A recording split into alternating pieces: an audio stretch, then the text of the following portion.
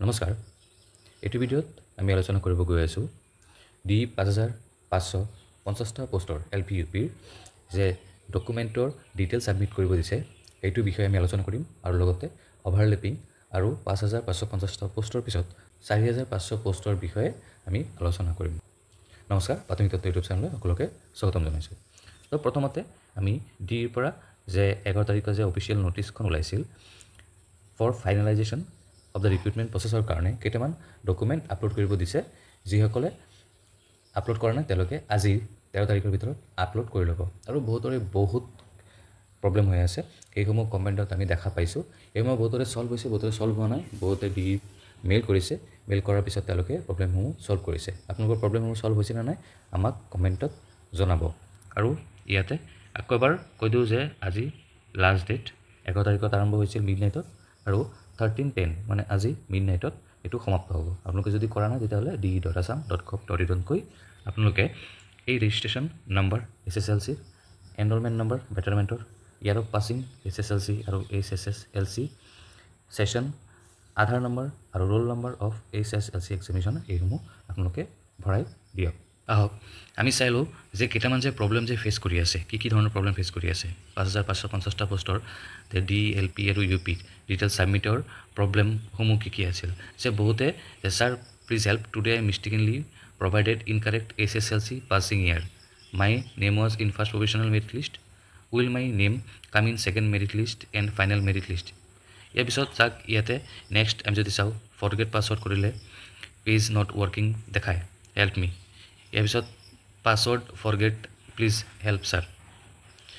অকল বেটাৰমেন্ট দিয়া বুৰে কৰিব লাগিব নেকি নে ছবি কৰিব লাগিব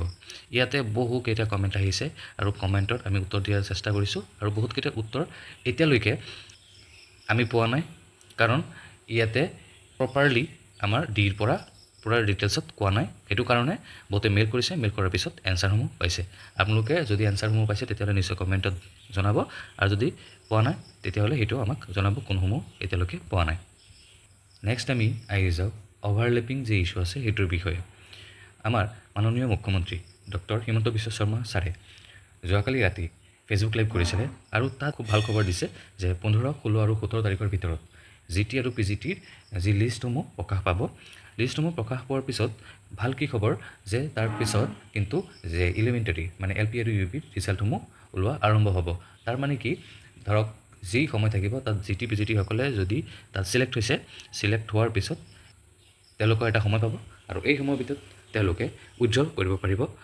আৰু উজ্জ্বল কৰাৰ পিছত কাট অফ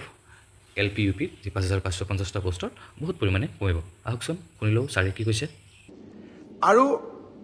এই প্ৰক্ৰিয়াকে আগুৱাই লৈ গৈ 15, 16, 17 এই যিকোনো এটা দিনত post graduate teacher graduate teacher তাৰো ফলাফল আমি ঘোষণা কৰিম আৰু শেষত আমি প্ৰাথমিক শিক্ষা বিভাগৰ বাবেও শিক্ষক শিক্ষয়িত্ৰীৰ পৰীক্ষাৰ ফলাফল আমি ঘোষণা কৰিম অৰ্থাৎ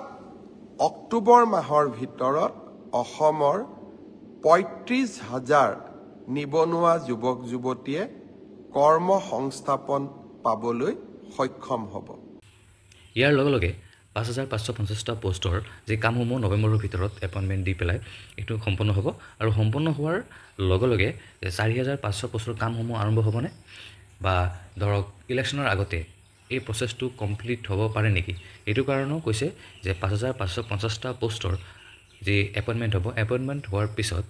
লগে লগে আৰম্ভ হ'ব 4500 পোষ্ট তাৰ মানে আমি এটা আশা কৰিব পাৰো যে ইলেকশ্যনৰ আগে